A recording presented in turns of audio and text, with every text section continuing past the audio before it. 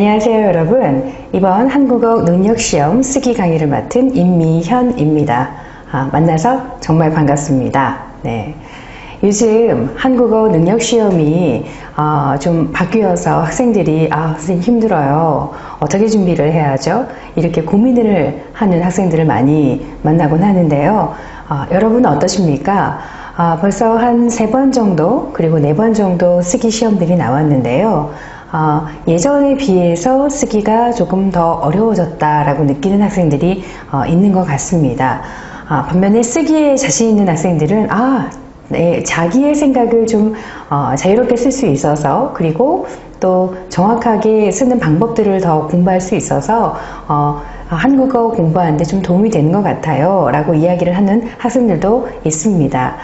그래서 이번 강의에서는요 변화가 된 이번 쓰기에 대해서 어떻게 준비를 해야 하는지 여러 가지 테스트를 가지고 저희가 모의 테스트라고 하죠. 그래서 이런 것을 가지고 한번 깊이 있게 그리고 어떻게 준비를 해야 하는지 공부해 보도록 하겠습니다. 네, 긴장을 좀 풀어보시고요. 그리고 즐겁게 공부하면 좋겠습니다.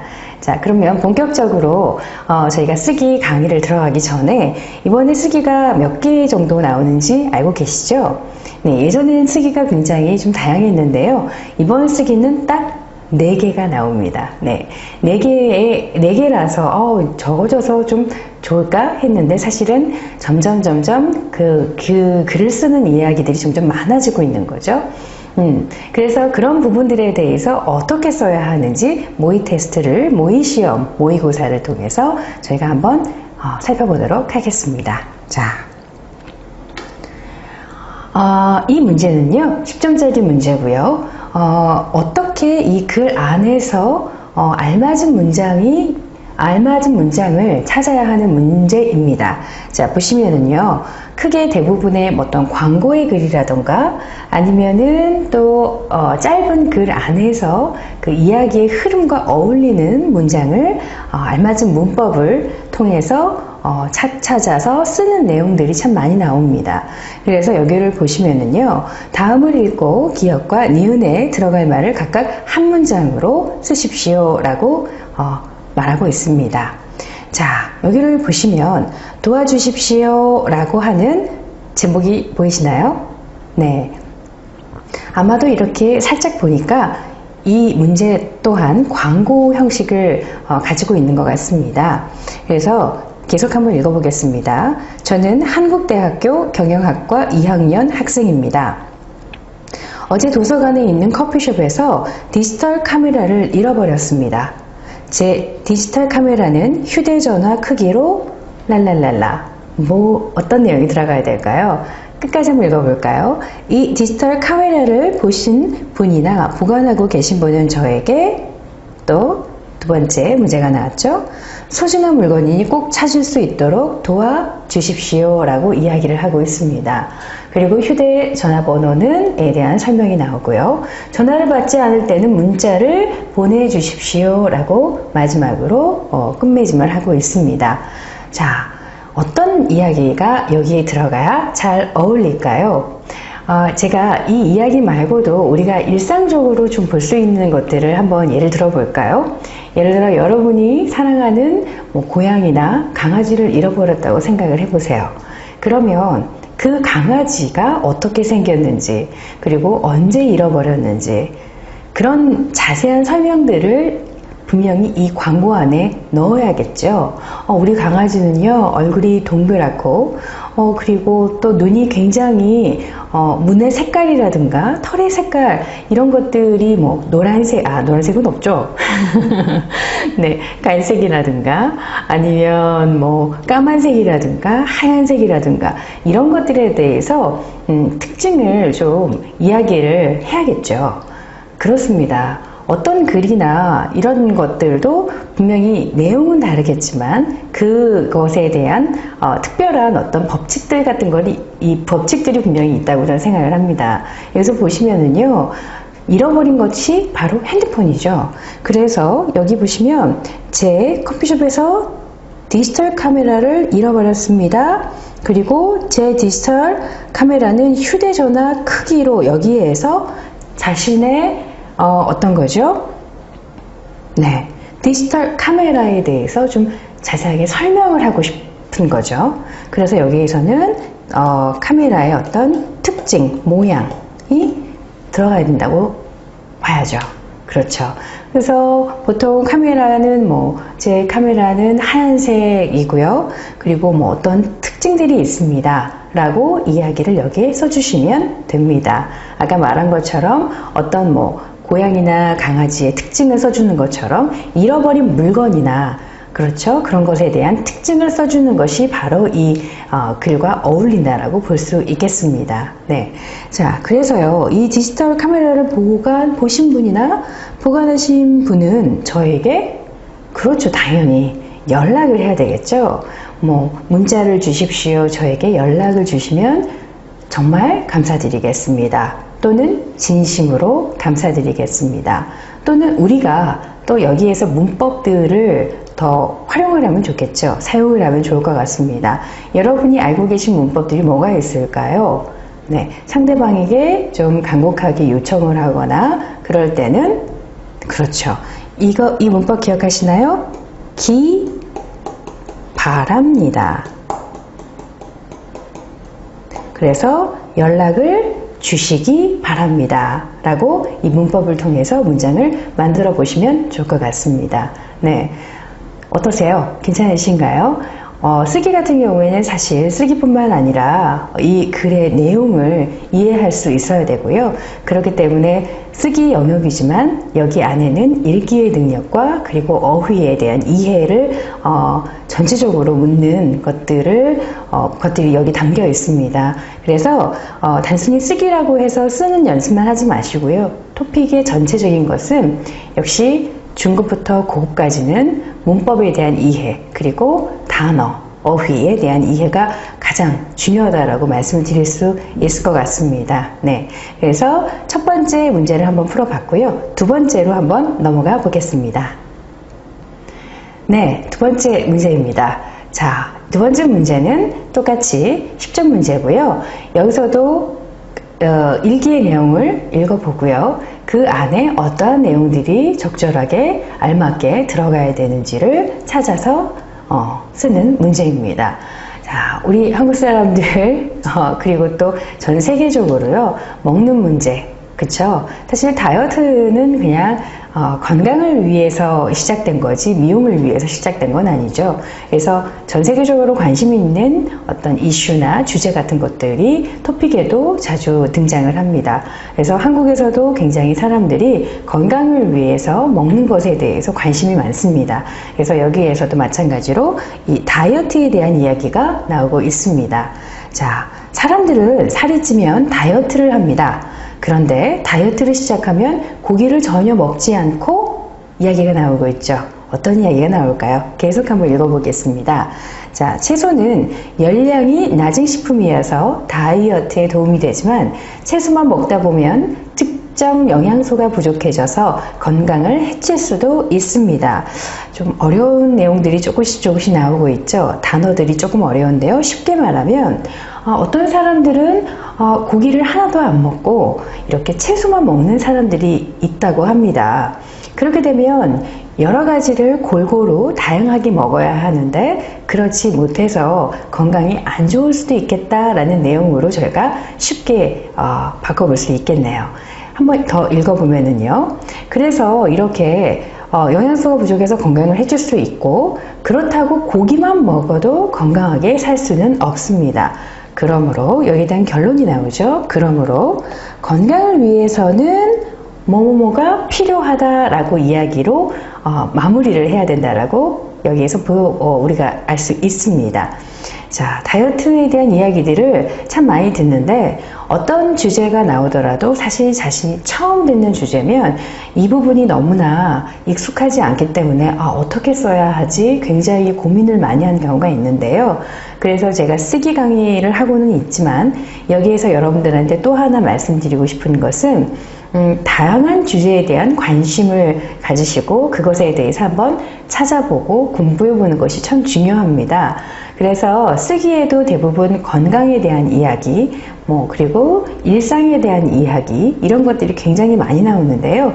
그런 부분들을 좀 관심을 갖고 찾아보고 공부를 한다면 이런 문제를 만났을 때, 나 이런 이야기 들어본 적 있어. 좀 자신감이 붙겠죠. 그리고 자신감이 있고 그 부분에 대해서 알고 배경 지식이 있다면 이 문제를 푸는데 더 이해를 하는 게 빠를 수 있습니다. 요즘 전 세계적으로 고기만 먹는 다이어트, 또 야채만 먹는 다이어트들이 참 유행이었는데요. 지금도 유행을 하고 있습니다. 그 부분에 대해서 의사들이 여러 가지 의견들을 내놓았는데, 그 부분에 대해서 한 가지 의견이 한 가지 음식만 먹으면 건강에 안 좋을 수 있다 라고 이야기를 하고 있습니다. 자, 그러면은 우리가 그런 내용을 이해했으니까 앞에 기억에 들어가야 되는 내용은 뭐가 있을까요? 아까 제가 힌트를 조금 미리 말씀을 드렸는데요. 그렇죠. 먹지 않고 어떻게 하죠? 고기를 전혀 먹지 않고, 그렇죠. 채소만 먹는 사람들도 있다라고 여기에서 앞에 문장과 어울릴 수 있는 그런 내용이 들어가야겠죠. 네. 그리고 여기에서 조금만 더 내가 욕심을 부리자면, 조금만 더 멋있게, 고급답게, 중급답게, 그 학생답게 그 문법을 좀 더 써보자면 어려운 문장이 조금 나올 수도 있습니다. 뭐뭐 하는 경향이 있다라는 이 단어 생각나시나요? 혹시 모른다면 한번 이 단어를 한번 잘 찾아보시면 좋을 것 같습니다. 문법으로는 뭐뭐 하는 경향이 있다라고 볼 수 있겠죠. 네. 그래서 야채, 채소만 먹는 경향이 있다라고 이렇게 조금 어렵게 써도 높은 점수를 받을 수 있을 것 같습니다. 하지만 여기에서는 문법적인 것도 질문을 하지만 문법이 50이라면 이야기가 잘 맞는지 안 맞는지에 대해서 보는 게 50% 정도로 볼 수가 있겠죠. 그래서 중요한 것은 이 이야기의 흐름, 잘 어울리는 문장이 들어가야 된다는 것입니다. 거기에 조금만 더 하자면 어려운 문법을 쓴다면 점수를 당연히 많이 받을 수 있겠죠. 네. 그래서 여기에서 고기를 전혀 먹지 않고 야채만, 채소만 먹는 사람들도 많다, 있다, 이렇게 쓰시면 됩니다. 자, 그러면은 마지막으로 한번 가볼까요? 그러므로 건강한 생활을 위해서는 어떤 게 있을까요? 고기만 먹어야 될까요? 아니면 채소만 먹어야 될까요? 그건 아니죠. 여러 가지 음식을 먹어야 한다라는 것이 여기에 들어가야겠죠. 제가 방금 말씀드린 것을 문장으로 한번 써볼까요? 어떻게 쓰면 좋을까요? 네. 한번 생각해 한번 보시죠. 네네. 그렇죠. 네. 그래서 건강한 생활을 위해서는 골고루 먹어야 한다. 무엇을? 채소와 고기를 골고루 먹어야 한다 라고 써야 합니다. 여기 조금 더 어렵게를 한다면 먹어야 한다라는 말에 좀 더 어렵고 좀 고급스러운 그런 표현을 해야 한다면 섭취하다 라는 단어가 있습니다. 네, 이 단어 토픽에 좀 자주 나오는 단어 중에 하나인데요. 우리가 건강이나 이런 걸 할 때 섭취라는 단어들이 많이 나오는데요. 먹어야 한다라는 좀 어려운 단어죠. 그렇죠? 그래서 우리가 골고루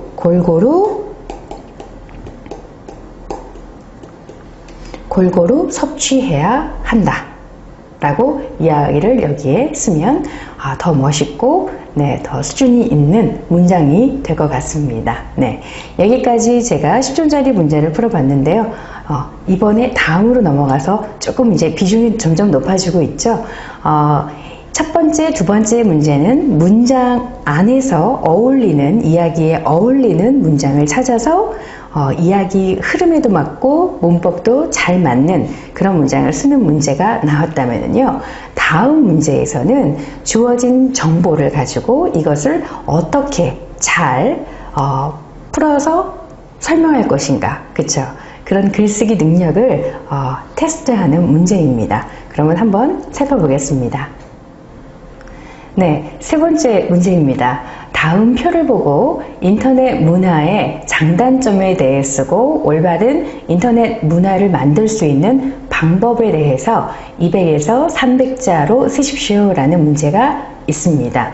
이 문제는 30점짜리고요. 앞에 있는 것보다 이제 점점 점수가 올라가고 있죠.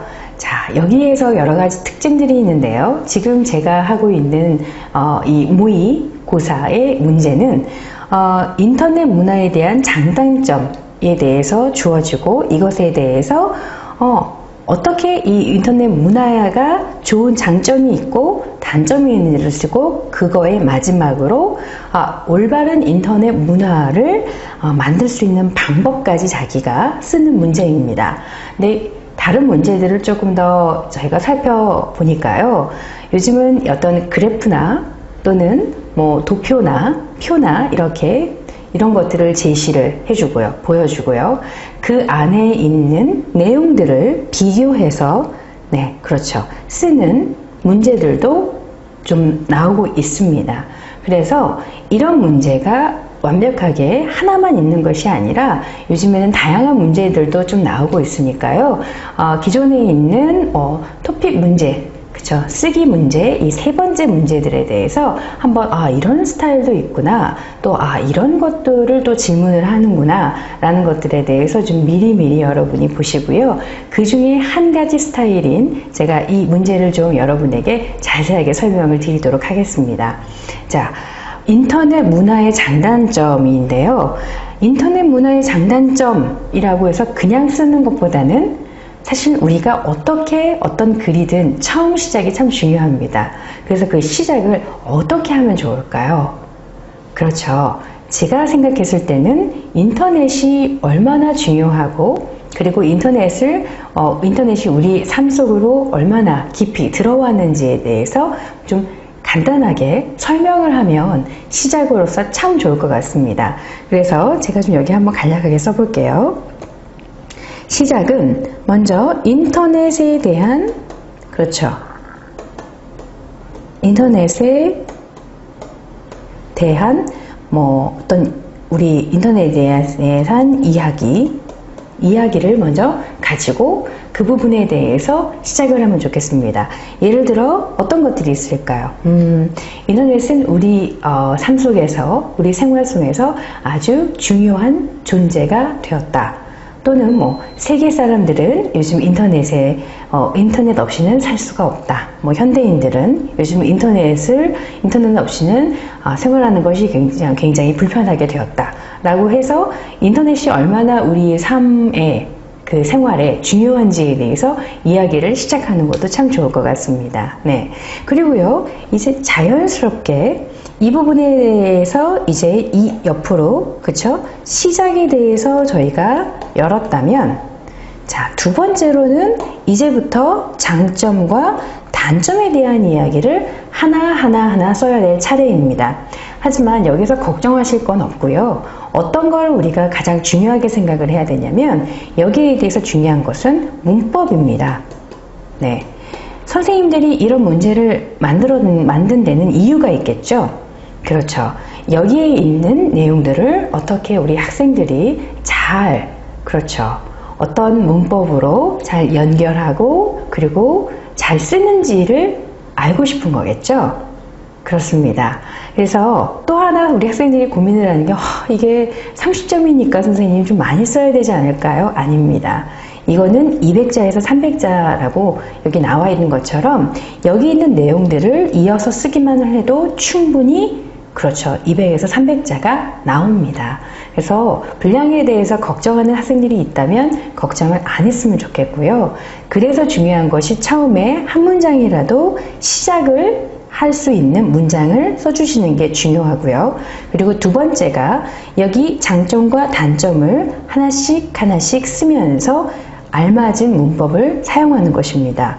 자, 자유롭게 다양한 의견을 표현할 수 있다. 그리고 많은 사람들과 쉽게 정보를 나눌 수 있다.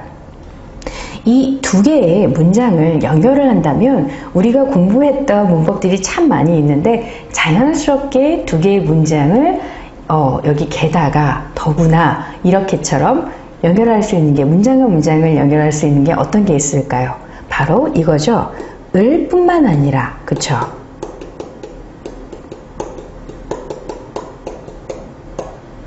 이 문법 기억하시나요? 네. 그렇죠. 여기에서 표현을 할 수 있을 뿐만 아니라 많은 사람들과 쉽게 정보를 나눌 수 있다. 자, 아주 부드럽게, 그렇죠? 문장이 연결이 되었죠. 그래서 이런 문법들을 학생들이 자연스럽게 쓸 수 있는지 없는지 이 문제를 만든 선생님은 궁금했던 것입니다. 그래서 이 문제가 나왔고요. 자, 그러면은 여기에서 여기서 학생들이 고민하는 게, 장점은 이라고 쓸 수도 있고요. 인터넷 문화의 장점은 이렇게 사용할 수도 있고, 또는 장점으로는 이라고 이렇게 이야기를, 조사를 할 수도 있습니다. 사용할 수 있고요. 이 부분은 선택해도 되고요. 만약에 이 부분을 그대로 사용하지 않고 자유롭게 다양한 의견을 표현할 수 있을 뿐만 아니라 많은 사람들과 쉽게 정보를 나눌 수 있는 것이 인터넷 문화의 장점이다 라고 마지막으로 사용하실 수도 있습니다. 이런 부분은 여러분이 자신이 좋아하는 스타일을 하나를 선택을 해서 그 스타일대로 쓰시면 될 것 같습니다. 네. 자, 그러면은 이제 단점으로 갈게요. 장점은 좋은 점이고 단점은 안 좋은 점이죠. 그러면 인터넷 문화의 안 좋은 점은 뭘까요? 악성 댓글, 꼭 나쁜 이야기들을 막 쓰는 사람들이 있죠. 그런 것을 저희가 악성 댓글이라고 합니다. 좀 아름답지 않아서 이것 때문에 상처를 많이 받고, 또 심지어 굉장히 이것 때문에 정신적 스트레스를 받아서 병원까지 다니는 스타들도 있다라고 인터넷에서 인터넷 뉴스나 아니면은 신문, 방송에 좀 많이 나오는 것을 저희가 들을 수 있는데요. 그런 것들이 모두 다 악성 댓글로 인하여 나오는 사회적 문제라고 볼 수 있겠습니다. 자, 그럼 이제 악성 댓글에 대한 의미를 정확하게 아시겠죠? 네, 좋습니다. 자, 그러면 예절을 지키지 않아서 피해를 줄 수 있다라고 얘기를 했고요. 개인의 사생활이 침해된다 라고 얘기를 하고 있습니다. 자신의 개인적인 생활이 방해를 받는 거죠. 굉장히. 그래서 이런 문제점이 있는데요. 앞에 어떤 내용들이 나와 있고요. 그 내용하고 완전히 반대가 되는 내용이 뒤에 나오고 있습니다. 이럴 때 우리가 어떤 문법을 사용해야 되죠? 네, 생각을 막 떠올려 보시죠. 네, 이럴 때 내가 할 때 이렇게 앞과 뒤의 내용이 다를 때 나는 꼭 이 문법을 쓸 거야 라는 나의 비밀 카드가 몇 개 정도는 여러분이 있으셔야 될 것 같아요. 그래서 그 카드 중에 하나가 바로 이거죠. 반면에. 네, 그래서 여러분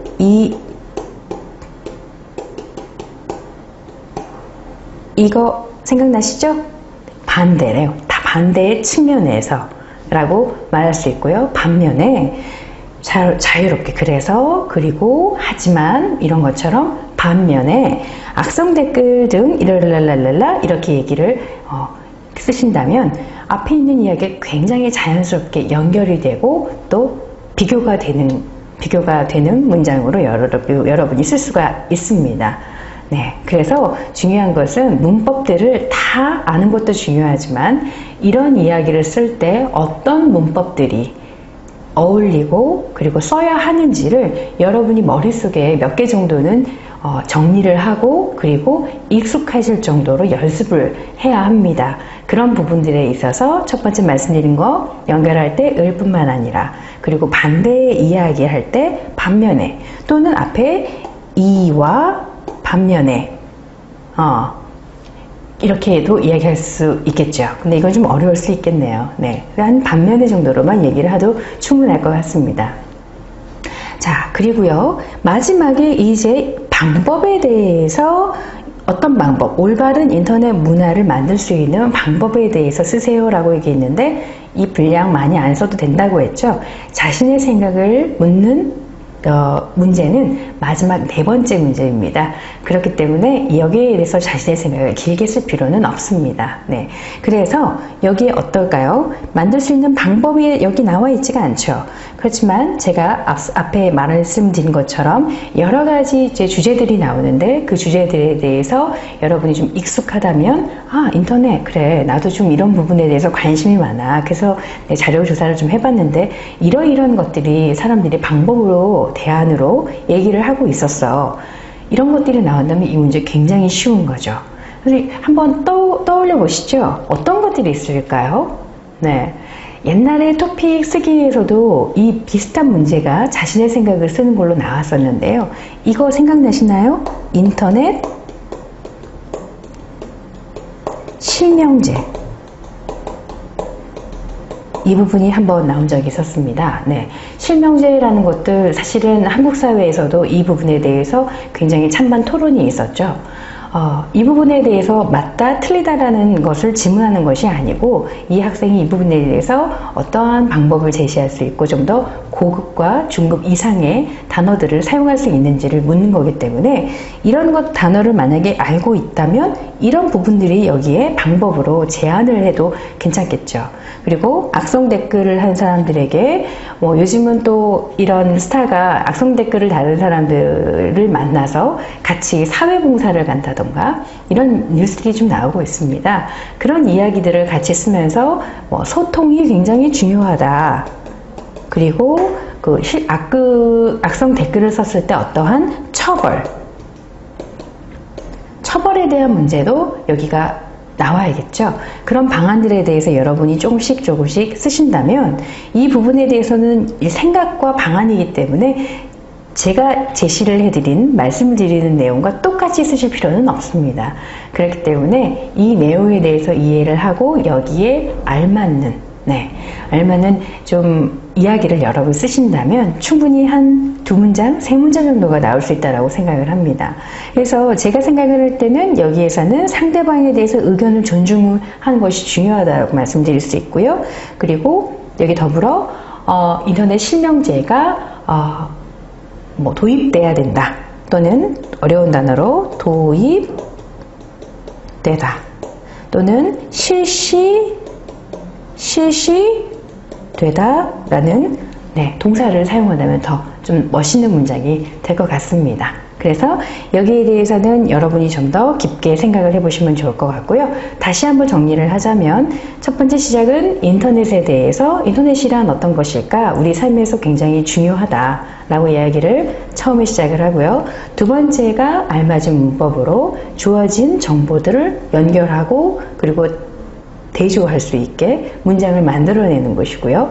세 번째로는 이제 이것에 대한 여기서 꼭 문제를 잘 읽어보셔야 돼요. 올바른 인터넷 문화를 만들 수 있는 방안에 대해서 쓰라고 했으니까 세 번째가 바로 이 부분이 들어가야 되겠죠. 이 부분을 적절하게 조화를 한다면 분명히 높은 점수를 받으실 수 있을 거라고 생각합니다. 네, 그러면 저희가 이제 마지막 문제 하나만 남겨놓고 있네요. 그러면 마지막 문제를 보도록 하겠습니다. 네, 이제 마지막 문제죠. 네 번째 문제입니다. 네 번째 문제는 몇 점이죠? 점수가 높죠? 50점입니다. 그래서 학생들이 굉장히 부담도 많이 느끼고 그러는데요. 점수를 떠나서 여기 있는 내용들을 잘 읽고 여기 있는 내용들을 하나하나 여기 있는 것들이 보이죠? 네. 제가 조금 후에 읽겠지만 이것들은 이 문제가 꼭 들어가야 되는 조건이라고 생각을 하시면 됩니다. 이 문제의 조건들을 쓰기 내용에 다 하나도 빠지면 안 됩니다. 어떤 학생들은 하나만 쓰고 그냥 이 두 개를 같이 쓰는 경우도 있는데요. 그렇게 하는 것보다도 정확하게 이런 것들이 나누어서 자신의 생각을 보여주는 것이 중요합니다. 네, 그래서 여기서는 어떤 문제를 이번에 모의고사에 나왔을까요? 한번 살펴보도록 하겠습니다. 자, 오늘날 급격한 사회변화로 인해 가족생활에 큰 변화가 나타나고 있습니다.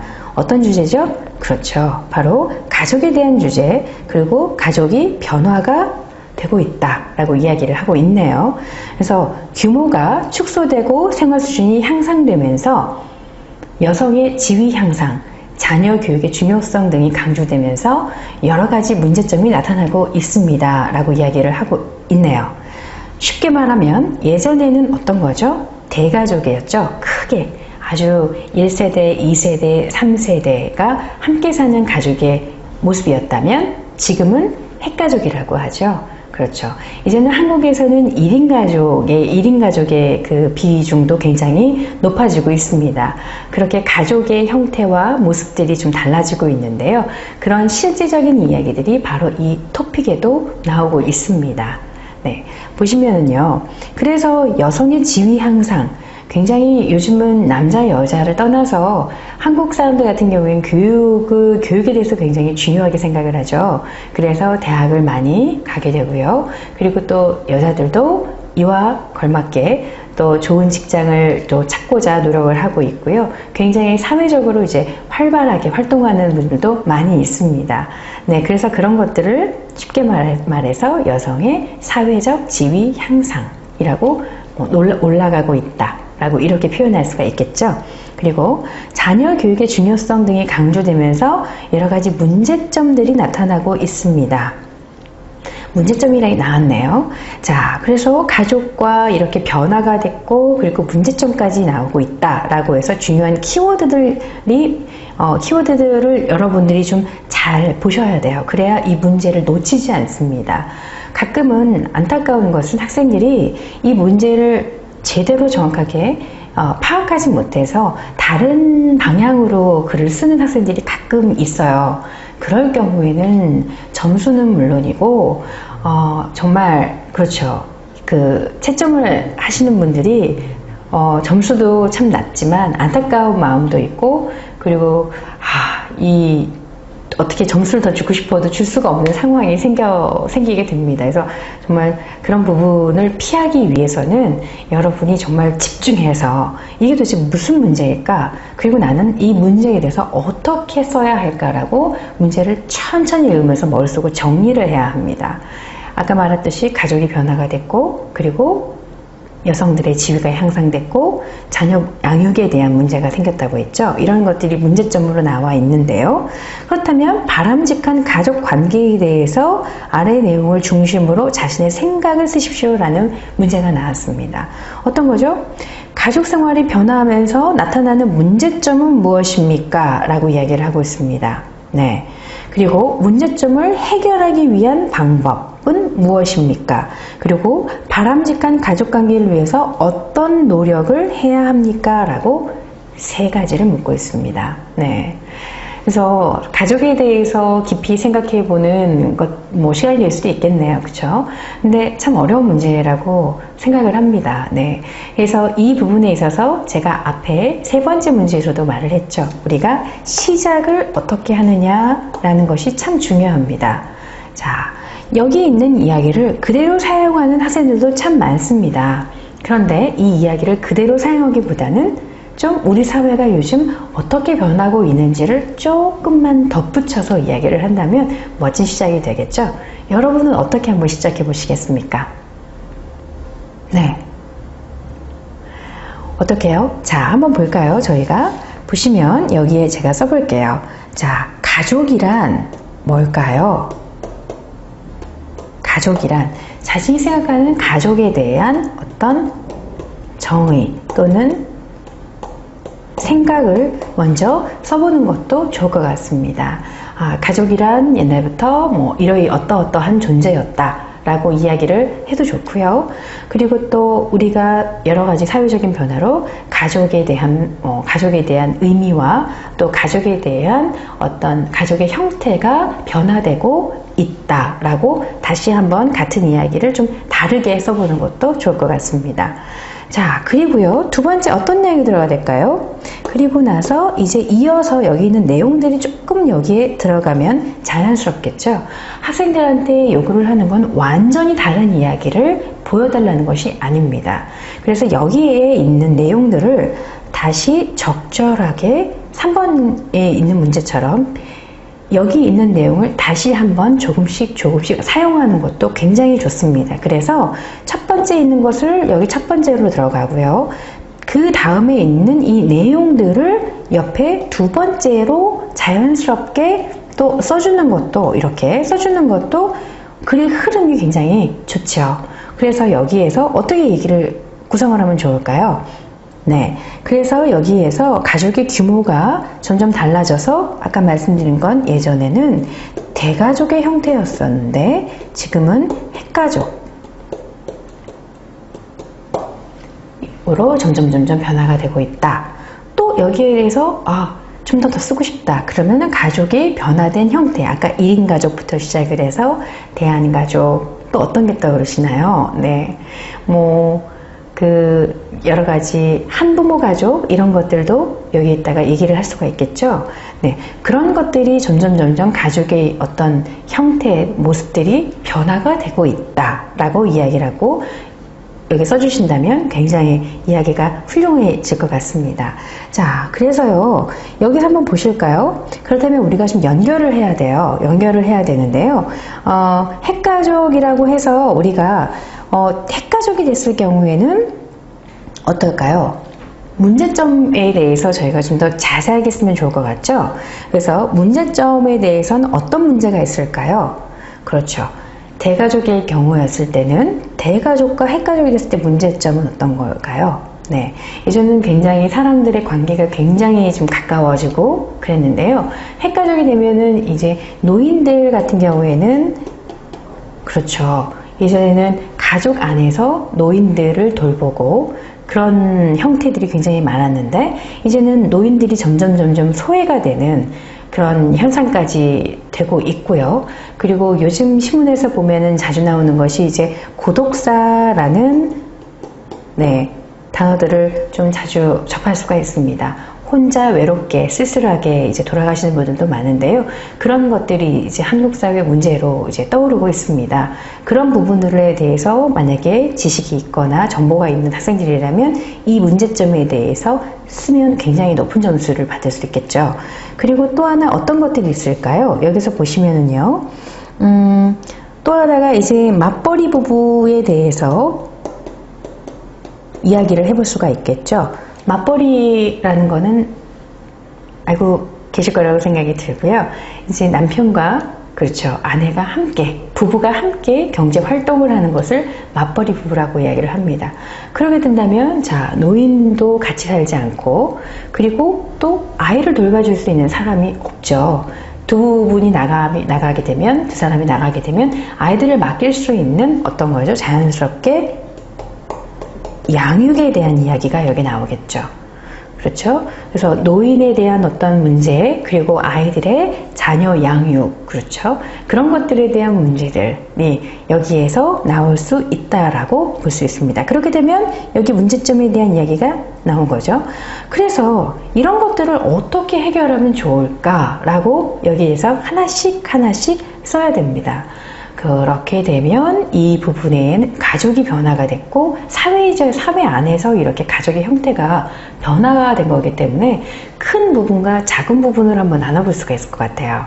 그렇게 되면 국가의 복지 제도 시스템에 대해서 우리가 다시 한번 생각을 해봐야 된다, 바꿔야 한다라는 큰 그림과 또 작은 일상의 개념에서 우리가 어떻게 바꿔야 한다라는 개념으로 두 개로 나뉜다면 굉장히 멋진 글의 구조가 나올 것 같습니다. 그 순서는 여러분이 마음대로 하셔도 될 것 같아요. 먼저 국가가 이렇게 해야 된다, 또는 뭐 개인적인 측면에서는 우리가 이렇게 해야 된다라고 먼저 쓰셔도 상관은 없습니다. 네, 그래서 먼저 국가적으로는 먼저 정부가 나서서 사회의 복지 전반적인 부분들을 돌보고 뭐 제도를 만들어야 한다라고 이렇게 써야 되겠죠. 그래서 어떤 것들을 써야 되냐, 여러분이 외국인이기 때문에 여러분 나라에 이런 사례 또는 이해가 있다면 여러분의 나라에 대해서 써주시는 것도 굉장히 좋은 이야기가 될 수 있습니다. 그래서 예를 들자면 뭐 노르웨이에서는, 핀란드에서는, 또는 뭐 영국에서는 이렇게 이야기를 하게 된다면, 우리는 자녀 양육을 위해서 국가가 이러이러한 제도를 또 프로그램을 실시하고 있다. 이로 인하여 맞벌이 부부들은 안전하게 아이를 기를 수 있고, 그리고 또 마음 편안하게 자신의 경제 활동에 집중할 수가 있다라고 이렇게 쓸 수가 있겠죠.